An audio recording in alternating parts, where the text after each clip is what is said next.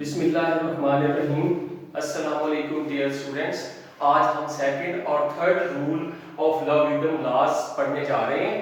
कल हमने first rule of logarithm law पढ़ा था, तो second rule of logarithm law से हम स्टार्ट करेंगे। ये जो है ये कोशेंट रूल लॉ भी कहलाता है और लॉगरिथमिक फॉर्म में इसको सबट्रैक्शन आइडेंटिटी भी कहते हैं।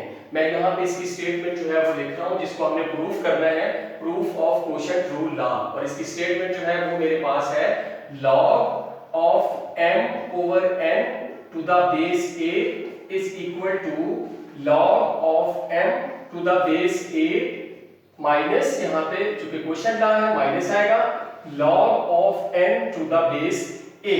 ये हमारे पास स्टेटमेंट है। तो यहाँ पे जो log के साथ आर्गुमेंट मौजूद है वो इस तरह मौजूद आर्गुमेंट के इक्वल तब होगा अगर दोनों तरफ की बेसिस जो है वो एक जैसी होंगी। जैसे यहाँ पे बेस a है तो इस तरफ की बेसिस क्या होनी चाहिए, a होनी चाहिए। तो यहाँ पे अब चूंकि दोनों तरफ में बेसिस a है तो लिहाजा ये प्रूफ जो है कोशेंट रूल लॉ का पॉसिबल है। अगर एक बेस भी यहाँ पे चेंज हो जाए तीनों में से तो फिर इसको हम प्रूफ नहीं कर सकते। तो अब हम इसको प्रूफ करने के लिए हम सबसे पहले लेट करेंगे। लेट क्या करेंगे कि log of m base a is equal to x और उसके बाद log n base a is equal to y। और फर्दर हम क्या करेंगे कि इसको हम एक्सपोनेंशियल फॉर्म में लेके जाएंगे। यहाँ सबसे पहले हमने लेट किया, ये फर्स्ट लेट किया एंड ये हमने सेकंड लेट किया इसको, ये नंबर जो हमारे पास मौजूद था लॉ का। तो अब हम फर्दर इसको किस में लिखेंगे, writing in exponential form. Writing in exponential form. अब हम इसको एक्सपोनेंशियल फॉर्म के अंदर लिखेंगे। तो सबसे पहले यहाँ पे एक्सपोनेंशियल फॉर्म में क्या होता है कि लॉग को हम एक्सक्लूड कर देते हैं, लॉग को हम एक्सक्लूड कर देते हैं, खारिज कर देते हैं, हटा देते हैं और बेस जो होती है वो यहीं पे रहती है और सामने जो आर्गुमेंट मौजूद होता है उस बेस का आपके एक्सपोनेंट बन जाता है और जो लॉग के साथ आर्गुमेंट मौजूद होता है वो दूसरी जानिब इक्वल में चला जाता है।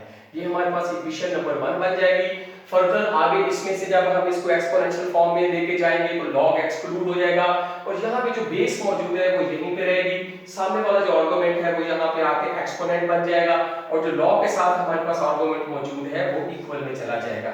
तो यूं हमारे पास जो है एक्सपोनेंशियल फॉर्म में जो a raise to power x is equal to m, ये हमारे पास फर्स्ट इक्वेशन है और a raise to power y is equal to n, ये हमारे पास सेकंड इक्वेशन है।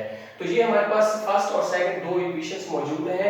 हमने फर्स्ट लॉ जो था वो हमारा प्रोडक्ट रूल लॉ था जो कल हमने पढ़ा था। तो हमने उसके अंदर क्या किया था, इक्वेशंस को आपस में मल्टीप्लाई किया था ऑन बोथ साइड्स। अब ये चूंकि कोशेंट रूल लॉ है तो इसमें हम क्या करेंगे कि इक्वेशंस को एक दूसरे के ऊपर डिवाइड करेंगे। तो यहाँ पे मैं लिखूंगा डिवाइडिंग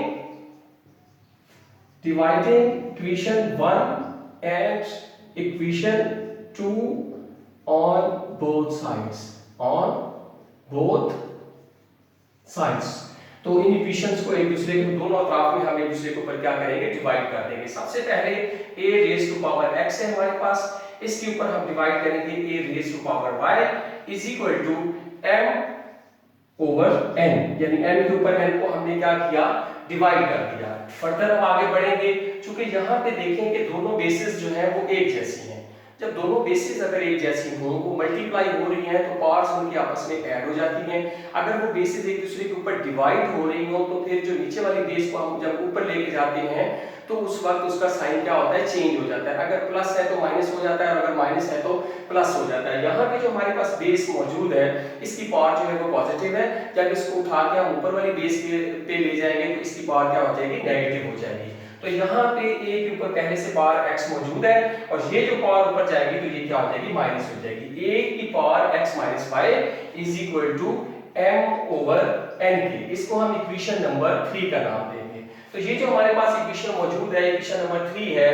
अब हम क्या करेंगे कि हम इसको दोबारा जो है राइटिंग इन लॉगरिथम फॉर्म, अब इसको किस में करेंगे, हम लॉगरिथम फॉर्म में दोबारा लेके आएंगे। तो यहाँ पे वो लाइन लिख रहा हूँ, राइटिंग इन लॉगरिथम फॉर्म। तो हम इसको क्या करेंगे, लॉगरिथम फॉर्म में हम लेके जाएंगे यहाँ पे। तो क्या होगा कि यहाँ पे जो बेस मौजूद है हमारे पास, आप ये एक्सपोनेंशियल फॉर्म और लॉगरिथम फॉर्म जो है एक दूसरे के ऑपोजिट होते हैं। एक्सपोनेंशियल फॉर्म में हम क्या करते हैं कि लॉग को हम रिमूव करते हैं, हटा देते हैं, एक्सक्लूड कर देते हैं, और लॉगरिथम फॉर्म के अंदर हम लॉग को क्या करते हैं, इंक्लूड करते हैं। तो यहाँ पे हमारे पास आ जाएगा लॉग, तो ये जो बेस है ये लॉग के साथ यहीं पर रहेगी, और यहाँ बेस के ऊपर जो एक्सपोनेंट मौजूद है ये इक्वल में चला जाएगा, और जो इक्वल में दूसरी जानिब जो नंबर मौजूद है वो आके इधर लॉग के साथ आ जाएगा। लॉग के साथ log m over n base a is equal to, ये जो इधर पावर थी एक्सपोनेंट था वो इक्वल में चला गया, x माइनस y हो गया। अब फर्दर हम क्या करेंगे कि x और y की वैल्यू जो है इसको इक्वेशन नंबर 4 का नाम देते हैं, और इसके अंदर हम x और y की वैल्यू क्या करेंगे, पुट कर देंगे। और x और y की वैल्यू, x की वैल्यू हमारे पास ये है और y की वैल्यू हमारे पास ये है। तो यहाँ पे ये वैल्यू हम क्या करेंगे, पुट कर देंगे। log of m over n to the base a is equal to, x की जगह क्या आ जाएगा आपके पास, log of m to the base a minus log of n to the base a। और यही हमारा क्या था, स्टेटमेंट थी, और इसको हमने क्या करना था, प्रूव करना था, और हमने क्या किया, इसको प्रूव कर दिया, हेंस प्रूव्ड, हेंस प्रूव्ड, ये हो गया। अब हम आते हैं थर्ड रूल ऑफ लॉगरिथम की तरफ। Third rule of logarithms law जो है उसको हम पावर लॉ भी कहते हैं, उसको हम क्या कहते हैं, पावर लॉ भी कहते हैं। अब उसको हम क्या करेंगे, उसका प्रूफ देंगे, उसको प्रूव करेंगे।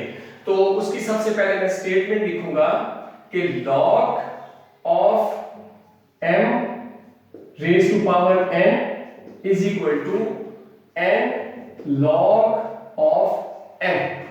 यहां पे जो हमारे पास आर्गुमेंट मौजूद है, इसके ऊपर जो पावर मौजूद है उस तरफ जाके n times log of m हो जाती है, n times of log of m हो जाती है। तो अब हम इसके अंदर जो है इसको प्रूव करने के लिए जो है हम क्या करेंगे, लेट करेंगे। लेट कैसे करेंगे, log, यहाँ पे हमने बेस भी लिखनी है, log m raise to power n, तो ये जो पावर है वो पहले आ गई, और log m यहाँ log के साथ बेस आ जाएगा, n log of m to the base a। तो ये हमारे पास जो है स्टेटमेंट है, किसकी पता, थर्ड रूल की स्टेटमेंट है।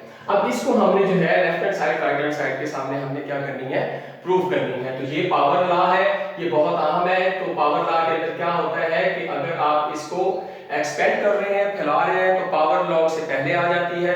अगर आप इसको क्लोज कर रहे हैं, वापस सिंगल फॉर्म में लेके जा रहे हैं, तो पावर को उठा के हम ऊपर ले जाते हैं। तो इसके बारे में हम एक्सरसाइज में पढ़ेंगे।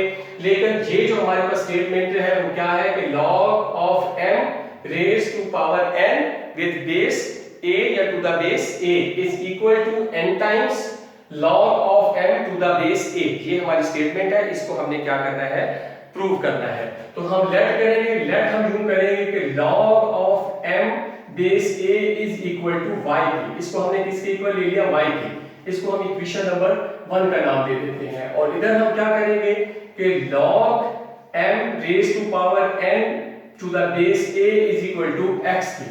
ये हमारे पास इक्वेशन नंबर आ गई 2। इसको हमने इक्वेशन नंबर 2 का नाम दिया। अब नेक्स्ट स्टेप में क्या करेंगे कि इन एक्सपोनेंशियल फॉर्म, इसको हम किस में राइट करेंगे, writing in exponential form. In exponential form में हम इसको लेके जाएंगे। तो उसके बाद जो है एक्सपोनेंशियल फॉर्म में ले जाने के बाद सबसे पहले जो इक्वेशन है उसको जब एक्सपोनेंशियल फॉर्म में लिखेंगे तो यहाँ पे log जो है वो एक्सक्लूड हो जाएगा। यहाँ पे जो आपके पास बेस मौजूद है वो यहीं पे रहेगी। सामने वाला आर्गुमेंट जो है इस बेस का आगे एक्सपोनेंट बन जाएगा, यानी a raise to power y हो गया। और जो log के साथ नंबर मौजूद है, जो आर्गुमेंट मौजूद है, वो दूसरी जानिब इक्वल में चला जाएगा। वो हमारे पास क्या है, वो m है। ये हमारे पास इक्वेशन नंबर बन गई 1। उसके बाद फर्दर हम जो है सेकंड इक्वेशन में जब आते हैं, जब इसको हम एक्सपोनेंशियल फॉर्म में लेके जाएंगे तो हम log को क्या करेंगे, इसमें से एक्सक्लूड कर देंगे। जब log को एक्सक्लूड करेंगे, एक्सपोनेंशियल फॉर्म में लेके जाएंगे तो बेस जो है वो यहीं पे रहेगी। सामने वाला आर्गुमेंट इधर आके पावर बन जाएगा, a raise to power x हो जाएगा। और यहाँ पे जो हमारे पास log के साथ जो आर्गुमेंट मौजूद है वो m raise to power n जो है वो इक्वल में चला जाएगा। यूं हमारे पास ये सेकंड इक्वेशन बन गई। अब इसमें हम क्या करेंगे कि ये हमारे पास फर्स्ट इक्वेशन है और ये हमारे पास क्या है, सेकंड इक्वेशन है। तो हम यहाँ पे सेकंड इक्वेशन के अंदर इक्वेशन 1 से n की वैल्यू क्या करेंगे, पुट कर देंगे। तो put m is equal to a raise to power y in equation वो 1 और 2 है, इसको हम जो है 3 का नाम दे देते हैं और इस इक्वेशन को हम जो है वो 4, चूंकि पहले हम उसको 1 का नाम और इसको 2 इक्वेशन का नाम दे चुके हैं।